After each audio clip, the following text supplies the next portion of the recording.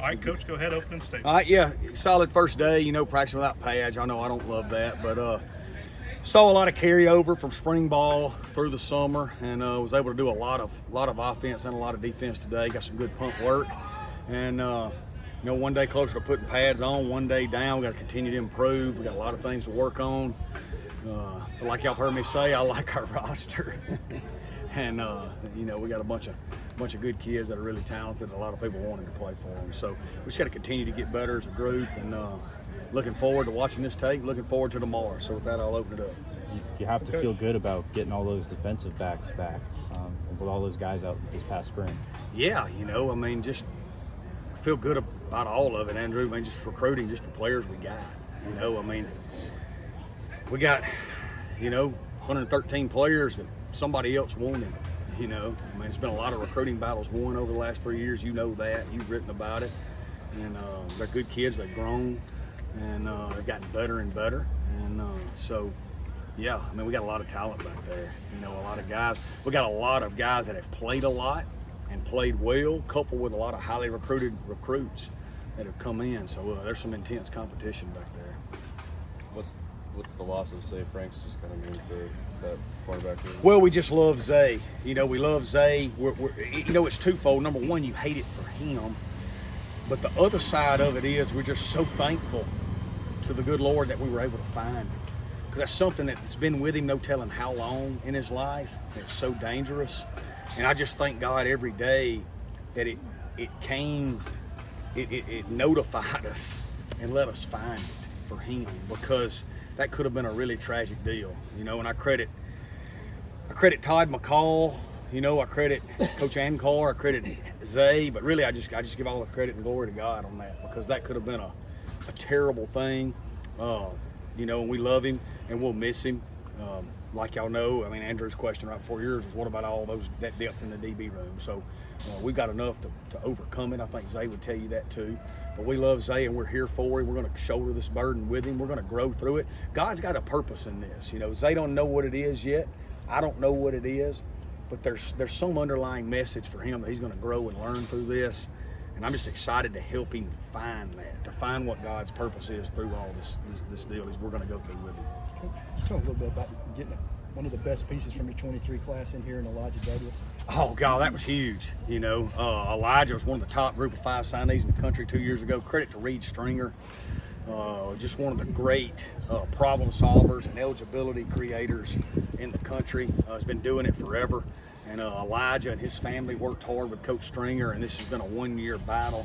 And he is going to be a really good football player for us, in the future. You go, Taylor. You've been waiting your turn. Well, I was going to ask about your linebackers, because there's a lot of new names out there. Yeah. Guys that have experience, though. They do. What do you like about that unit, and I guess what you need to see from those guys and some of the newer guys to know that you can trust them out there? Well, what I like about them is how many plays they've made in college football relative to the level that we play at. Jalen Sims played in our league and played well. Des Baker played at Rice on a bowl team, was a starter, and then was a starter at Western Kentucky on a bowl team. So, they've made a lot of plays. Trey Pinckney was a starter on a Coastal Carolina team that won 9 games. So, they have played a lot of Sun Belt level football and played at a high level. So that's what I like. And then I like the youth. I like Jacob Johnson. I like Chris Jones.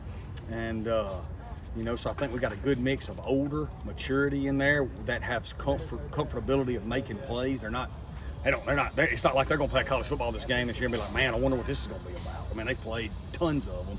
And then we got some good youth right there pushing. I know I asked you about Reed yesterday, but Justyn, man, he looks just ginormous. Yeah, two fabulous signees. They're young, but Justyn Reid was a Power 5 commitment to Georgia Tech. Reed Jesiolowski was, in my opinion, the best high school football player in Mississippi last year. So you're talking about 2 kids that, again, they didn't, Southern Miss didn't choose them. They chose Southern Miss out of a lot of options. they had over 20-something offers, both of them. And so, when you win in recruiting, you feel like you get really good players. And man, they are. You saw it right. Those are 2 young kids that have got a chance to be really dynamic. And Dontae Lucas as well, getting him from just South humongous. Yeah. Probably maybe you could argue he's the top group of 5 signee in the country all teams. I mean, he was a dominant Sun Belt player last year. You can ask our D-line, they had to go against him. I mean, he is a dominant football player. Do you think he's plug-and-play starter then at right guard? Well, we got good competition. You know, you're not going to trick me into that. You know what I mean? We're going to compete. You know how we are, man. We got the rest of this week, we got the rest of next week, and the rest of next week, and then we'll name some starters. If Dontae does what he's done in the past, he'll have a great chance to start. But we got 2 young guys, man, and you know, you got Zach Conte, Will Saxton, Claiborne Pollard, and Joe Cryer. And they were highly recruited too, and they didn't come here to sit on the bench. You know what I mean? So they're competing with him every day, which is great. Can you speak on how Dannis Jackson has ended up here? I didn't realize he's still college eligible. Yeah, Dannis. Man, we're getting him at a really good time. Dannis has kind of been through the ringer and back, 2 SEC schools. He's so humble. His humility and the way he wants to touch people was just unbelievable during the recruiting process. He convinced me. You know, we have a thing when we recruit transfers. We tell them, you know, you will become us. We won't become you. We won't apologize for that. And so me and Coach Lindsay are recruiting Dannis. And I said that for the 3rd time in one sitting. Like, we're having this great sitting. We're talking about everything for this to work for him and work for us. And I said again, Dannis, I want you to understand, like, you will have to become us or this will not be good.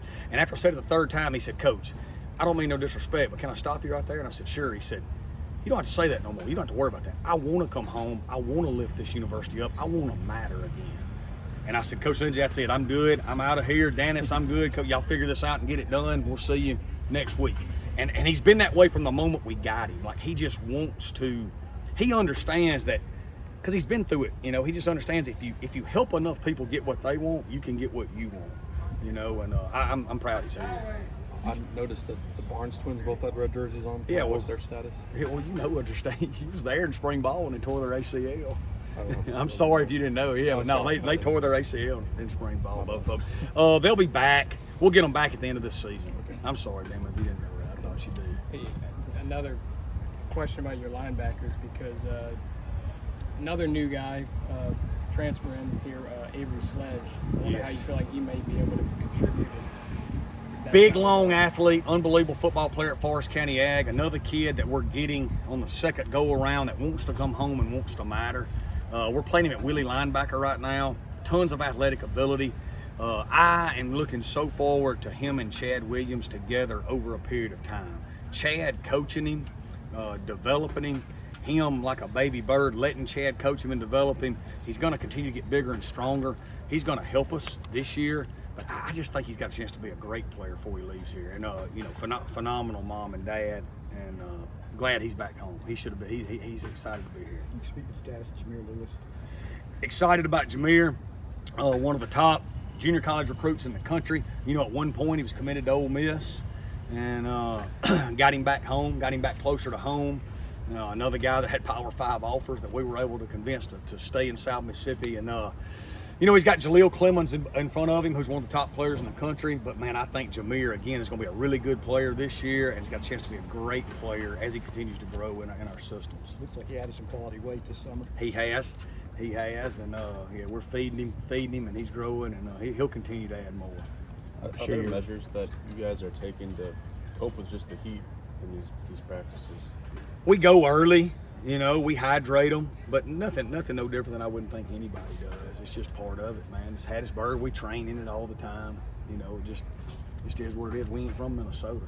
You know what I'm saying? I'm still getting used to it. 2 more for Coach. I'm sure you're going to get asked this a lot, but what do you hope to see for separation with the quarterback battle? I just, you know, executing the assignment. There's 2 things to me that makes great quarterbacks. There's executing the play call the way it's supposed to be, and then when something happens off schedule, can you make a play? You know, Pat Mahomes is the best player in the NFL because he makes a lot of off schedule plays, but he also makes the routine play almost every time too. That's when he took it to the next level. You know, Drew Brees made every play on schedule, but Drew, you know, he would get out of the pocket and make plays too. And so we're looking for the guy that can consistently run the offense along with make off schedule plays. The good thing is they're talented, you know, and so they have those abilities.